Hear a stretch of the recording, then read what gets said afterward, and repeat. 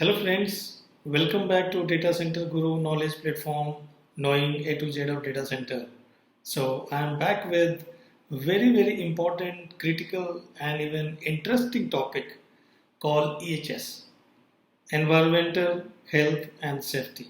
So what is typically EHS is a very important factor, and each and every organization has to comply with the EHS requirement.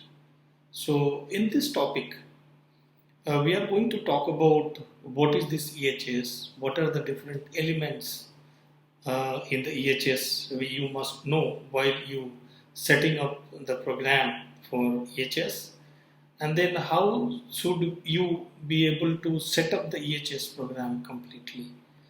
What are the key regulations which we have in India on the central level that I will also be sharing, and then what are the key KPIs on the different elements and different stages of the projects of the data center or life cycle you should be able to look at. So on those details also I'll be covering in this session. So moving to the next is what is EHS? So typically it is responsibility of each and every organization to ensure that the work undertaken by them doesn't cause undue environmental damage or put workers or machine at health risk, and comply with all the regulatory and legal requirements for and follow the best practices. So in nutshell, for each and every work any company or organization done, through this particular process, the organization has to make sure that there is no undue impact of their working on environment and also on the people or the machine part of it. In data center, machine is also critical, so we are covering machine also.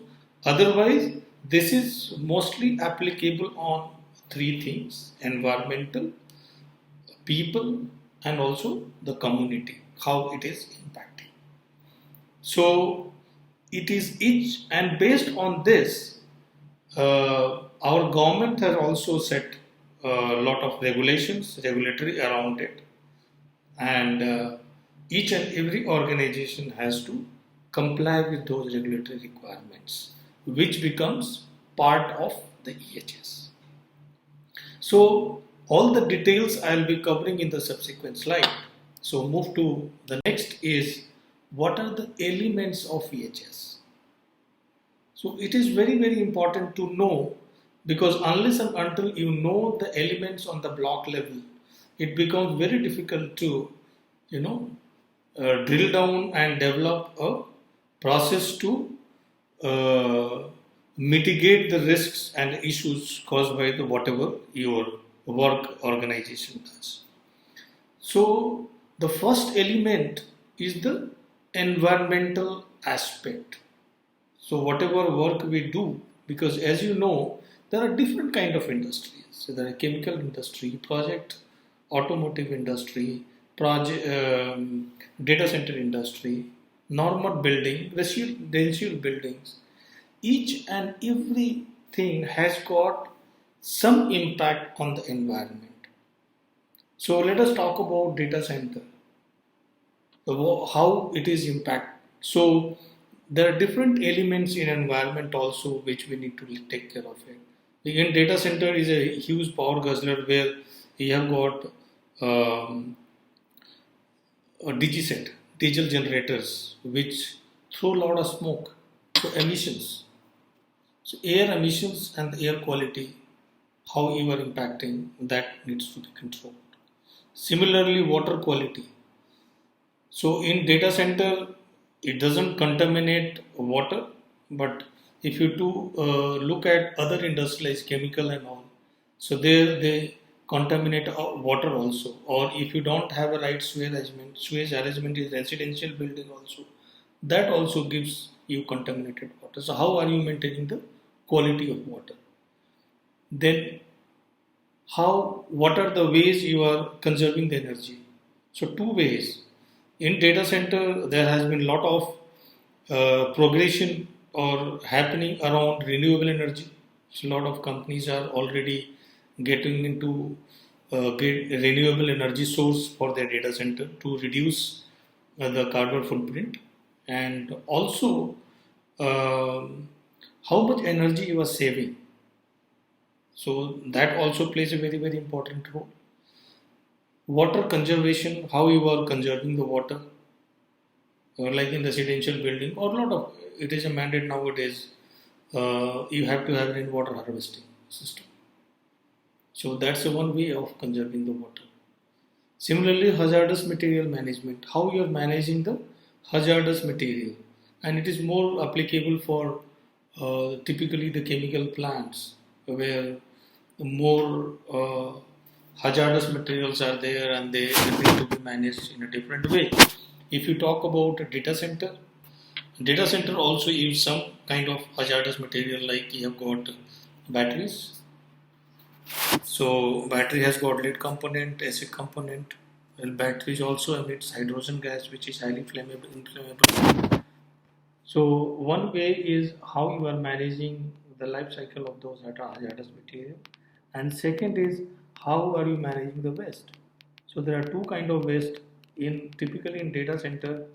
Electronic waste is one of the key thing which has to be taken care of, where you need to have a right disposal policy or arrangement so that it has no impact on the environment. Similarly, when you talk about battery, there has to be a proper disposal mechanism to avoid the impact on the environment. Similarly, noise level.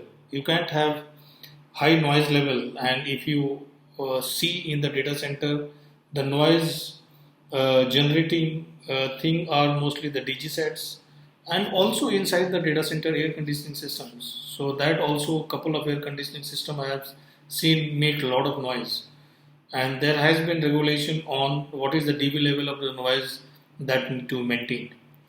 Similarly, contamination. So this is again more applicable for chemical industries, which with the chemical the soil gets contaminated and which gives a long-term impact.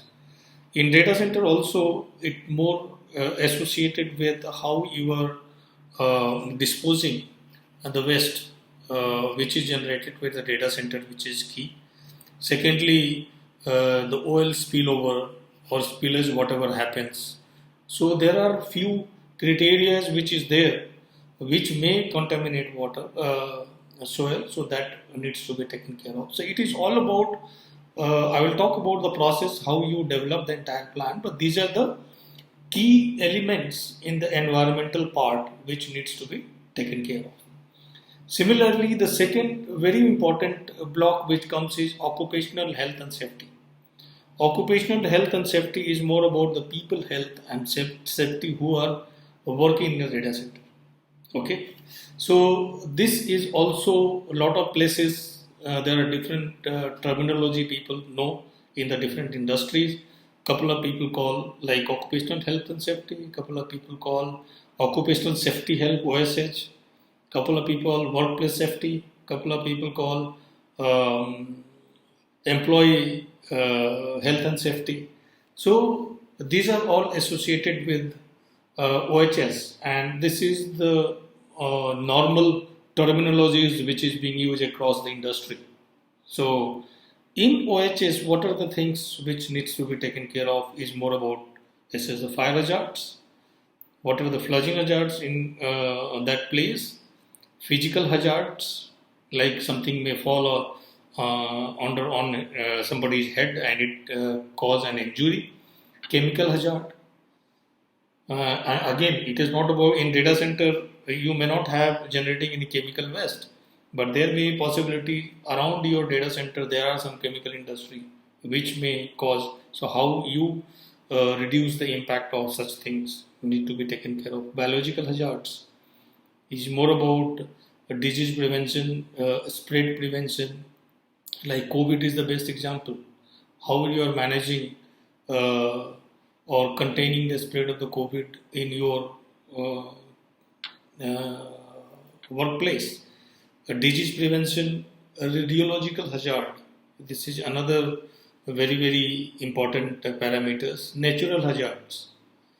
So obviously, natural hazard is based on where the location of the data center, and normally that is assessed when you do the site due diligence of data center, and you create a mitigation or minimization level, and accordingly you have to develop policies, process, and procedures to mitigate that particular risk, and then providing personal um, protective equipments, PPE kits for the required people where they are exposed to a specific risk.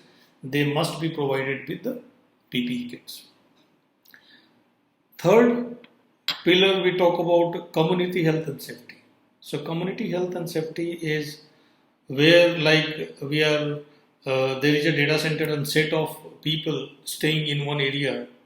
So how you are taking care of community health or impact on the community is more about water quality and availability, structural safety wherever they are staying. The structure of that building must be adequate enough to take care of it, and also it need to be protected through the fire, traffic safety, the communication from that community to your workplace, what way they are, what is the mode of transportation, and what are the safety rules, the entire thing which you are following, transport of hazardous material. In community also, you develop a lot of sewage and a lot of hazardous materials. How you are you transporting those hazardous material without impact? Disease prevention and emergency preparedness. So emergency preparedness is a very important thing which is required in the community, and even that is required also in the health, occupational health and safety. And the finally fourth pillar, which may not be applicable for most of other industry, but this is applicable in data center because uh, data center is like a heart of the business, and any impact on the data center has got direct impact on the business. So how do we typically mitigate the risk around that is something which we have to take care of in data center. So typical broader elements, if you look at it, is like desired environment. So conducive environment for different equipment systems and subsystems has to be there in terms of the temperature, in terms of ambient, in terms of air quality, in terms of operations, maintenance, all those aspects has to be taken care of for that equipment. Proper loading. So whenever you are putting those equipments, so floor loading in data center, most of the people are aware of. There are data center floor loading requirements are much higher with respect to the commercial or other buildings, because we deploy huge amount of heavy servers or even heavy equipments inside the data center, and which is more concentrated in nature, and accordingly the floor load or structure has to take care of that part of it. Timely and proper maintenance of all the equipments, very important. If you don't do the preventive maintenance, then you may have to do a reactive maintenance. That means it will fail and then you have to react. Health monitoring of all the systems and subsystems, and desired corrective action if health is okay or not. So if health has got any kind of deterioration, any issue, you should be able to evaluate must proactively and then take the corrective actions to prevent any kind of incidents in your data center. And lastly, what I would like to bring to your notice is all these building blocks, as I said, it is assessment based model, and this has to be continued across the lifespan of the data center. So you have to take care of thing in the design phase, build phase, operate phase, optimize phase. So the entire life cycle, this particular EHS policy has on procedures has to be developed in such a way that you are able to manage the entire data center lifecycle. Moving the next is how what is the process to develop the EHS program.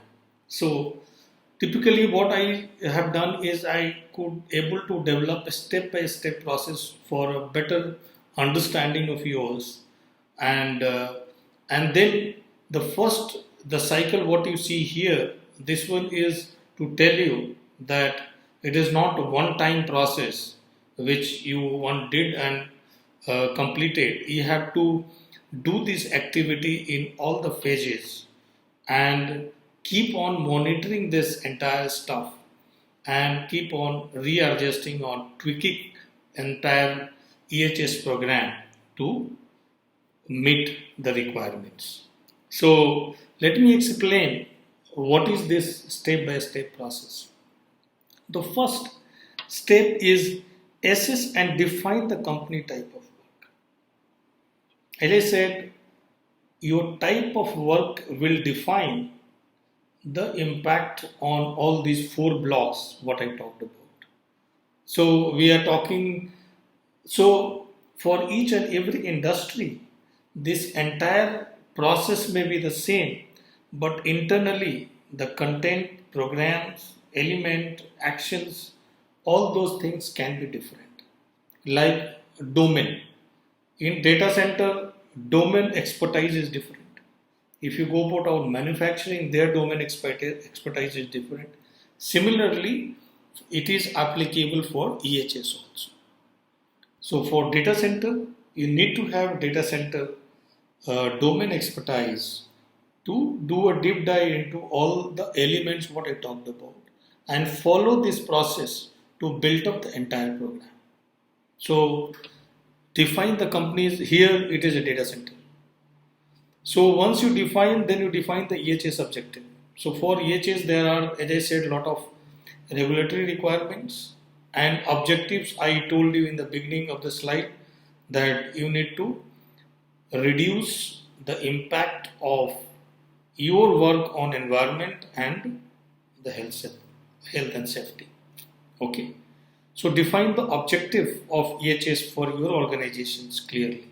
So the entire process will revolve around that. Next, set up EHS organization with RASCI matrix. So you need to have EHS organization with roles and responsibility defined. And this is a very critical topic. So the stakeholders are from the top to so top involvement is there because it is an accountable topic. And then there has to be set of people who are responsible to deliver, monitor and deliver the EHS requirement and comply with the EHS requirement. Next is identify EHS regulatory requirement, impact, hazards and risk. So now you are giving a deep dive into the entire life cycle and all the elements what I talked about, environment, health, safety, community and all the stuff, one by one. So you need to do a detailed analysis, identify with respect to that element what are the regulatory requirements, what are the impact of your work on that particular element, what are the hazards which is related with it, what are the risks associated with it. You need to identify each and everything in detail. It is a very thorough activity. If you have right set of competent people, well and good. If you don't have, ideally you should have consultants. So let me tell you, Data Center Guru provides such kind of services. We have expertise around that. Then develop risk mitigation and minimization and prevention strategy. So you have to develop a strategy to mitigate all those risks, issues, whatever we identified in this stage. And then based on this, you develop policy, rules, law. So there are rules and law which is developed by the center as a regulatory requirement we need to comply with. And then on organization level also you can develop certain policies and law which people has to comply with. And then against this policy, you have to develop process and procedures. So typically you are drilling down into the policies, the building blocks, elements, sub-elements, and defining process and procedures so that it becomes easier for people to just follow the procedures, because procedure is a step-by-step activity. If you define it well, following by the people becomes very easy. If you don't define that well, and that's why the gray area happens, and unawareness of the people where people doesn't comply with it. Once you develop this is a very important step and detailed step which needs to be done. Then you need to train people. So you have to develop a training program and then train all the concerned people around it. So there would be training for, here I talked about EHS organization people, so that what they have to do, and then also for the people who are normal or your employees, what they should contribute in this EHS program and how they should be able to comply there.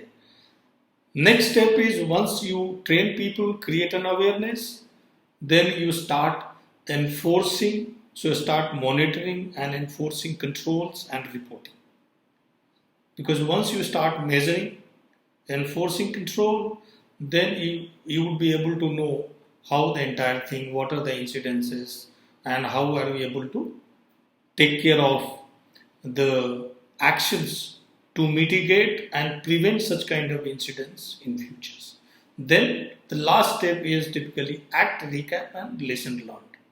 So in this step, the last second step is also very important, where you should have internal audit and external audit to make sure that overall whatever you have set, you are delivering those kind of requirements. So overall, what happens then?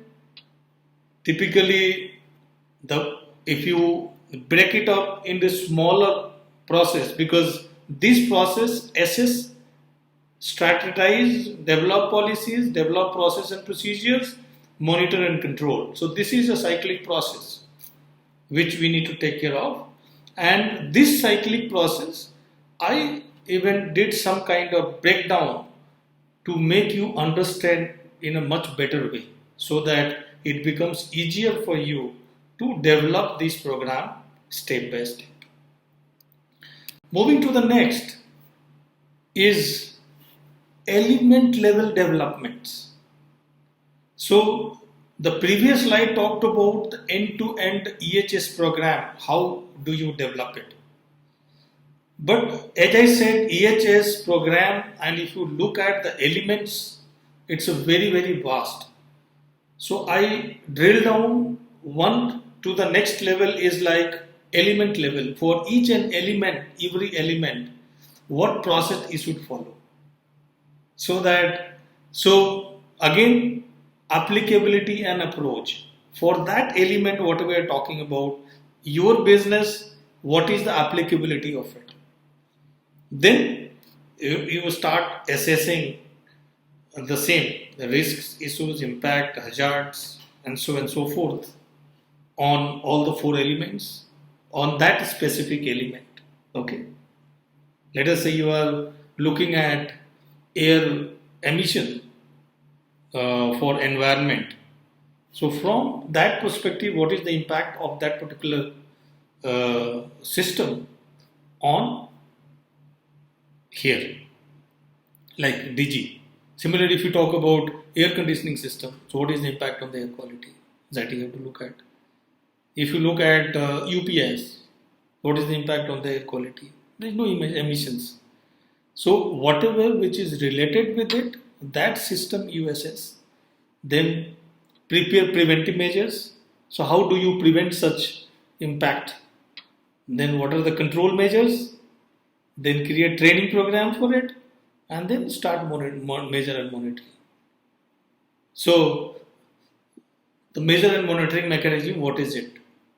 So I am also talking about what are the key KPIs for different models. So that also will give you more clarity about it. So this is on element level. What is this process you need to follow that we have defined here in this slide. Then this slide I am talking about what are the applicable regulations which government has already developed, which organizations has to comply with. So there are 15 regulation I could able to find which is related with the environmental health and safety.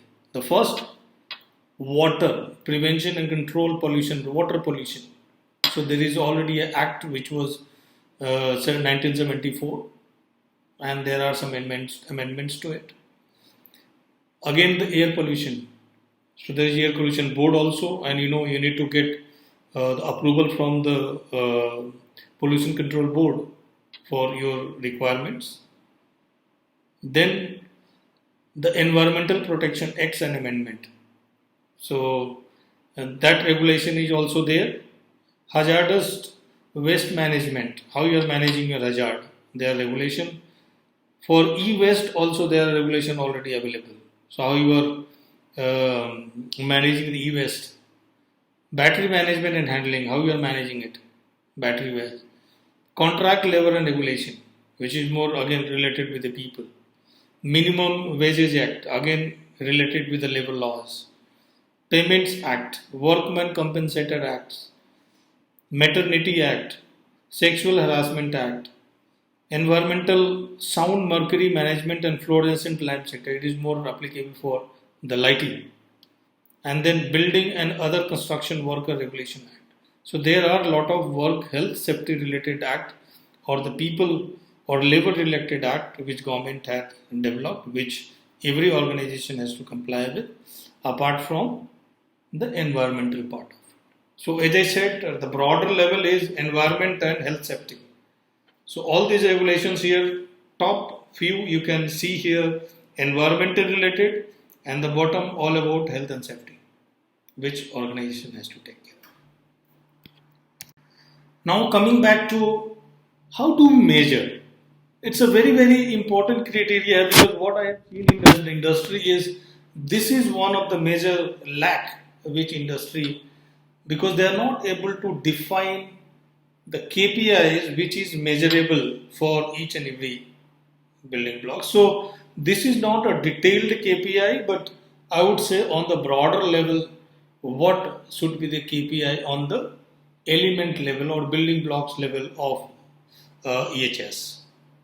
So on the same 4 blocks, I try to capture what should be the KPIs, and you should be able to measure to measure your impact organizational work on the EHS.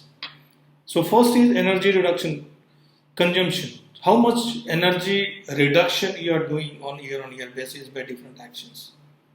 Because if you consume less energy, less impact on environment. Reduction of greenhouse gases or emissions. So what are the measures you are taking to reduce the impact of greenhouse gas? What is the impact of, or how you are doing the water recycling? Are you wasting water? Because if you are processing water and throwing and taking the new water, again the water requirement is more. So how well you are recirculating the water, how well you are able to reduce the waste, and how you are recycling or managing the waste. Quantity of waste recycled, reduction is waste generation, quantity of water recycled. So there are specific numbers which you can be able to measure and demonstrate that yes, this is what we have achieved on year basis on the specific environmental front. Like if you are using renewable energy, so you can always say I have reduced this much of greenhouse reduction due to transition to our renewable energy from the normal thermal energy part of it, right? Similarly, on the DG side, how you are reducing it. Next is health, occupational health and safety. So typically number of incidents reported. So that will tell you itself how well you are managing. So number of incidents investigated and resolved. And hours of EHS training, because training and awareness is the only thing where you can make people prevent a lot of issues around it. What is the number of people you have trained? How many mock drills you have conducted? How many audits, internal and external audits which you have done? How many violation of statutory requirement compliances which there are? Number of actions taken on the violations. If there is a violation, what action you have taken? What is the percentage availability of PPE kit for the respective people who is required that specific PPE kit? Okay, so these are the broader level of KPIs which I could foresee. Then from community and health safety, so number of compliant reported, but non-compliance reported, or non-compliance actually, and non-compliance resolved, number of EHS trained to the people, community meetings, so review and make the people more and more aware of percentage overtime which people are doing on the site, violation of regulatory requirement and PPE kit availability. So those are from the community health and safety perspective. From violation of the machine safety, so number of people availability on the site or the competent people availability is very, very important. Let us say X number of people are required to maintain the health of the equipments, so that X number of people there. If there is less, what is the compliance level from that perspective? Number of trainings which you have been provided to the people, number of violations on SOPs, MOPs and EOPs compliance. So you have developed all the processes, and what are the non-compliances? Are the people practicing all those process and procedures which you have developed and different stages or different work? Number of violation on the environmental conditions.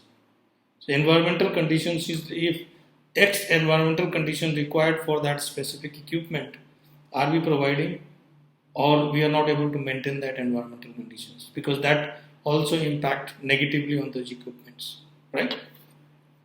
So similarly, the number of incidents, number of preventive maintenance which you have done,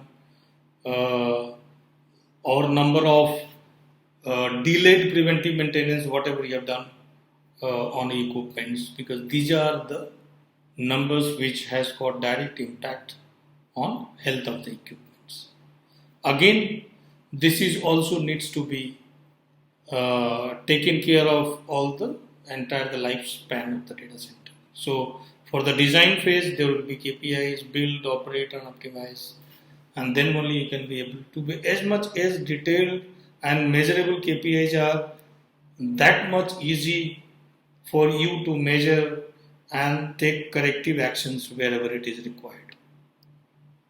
So with this, we come to that EHS session today, and I welcome you for your comments and feedbacks on the improvement part of it. On the next session, on 16th August, I will be talking about very, very important pillar, which is partner, because partner can make or break your project or program around data center, and in data center this plays a very, very important role. Normally partner criticality is there across the industry, but in data center is the number of partners, competent partners, I would put it this way, industry is less. It is very, very important for organizations to put focus on the partner selection.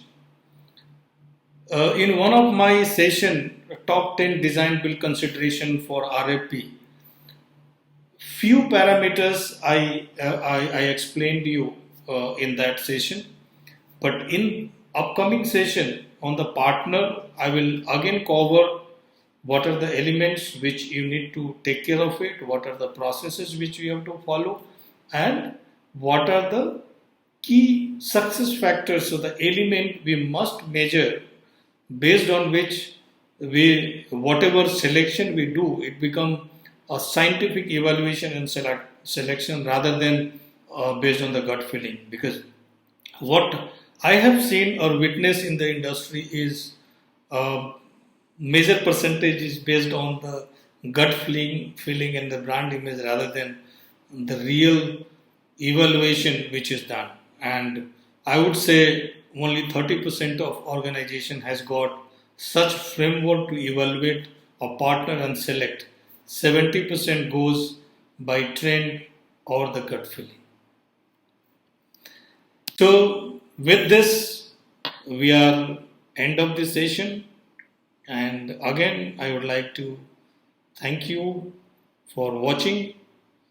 And as I said earlier, I would be always watching you or looking for your feedback, comments, and encouragement so that I keep on improving on our sessions to make this session more interesting, more valuable, and request you to share this session as much as possible so that larger number of people get benefited out of it. So thank you. Have a great day, great morning, great evening. Bye bye. Sabak hai.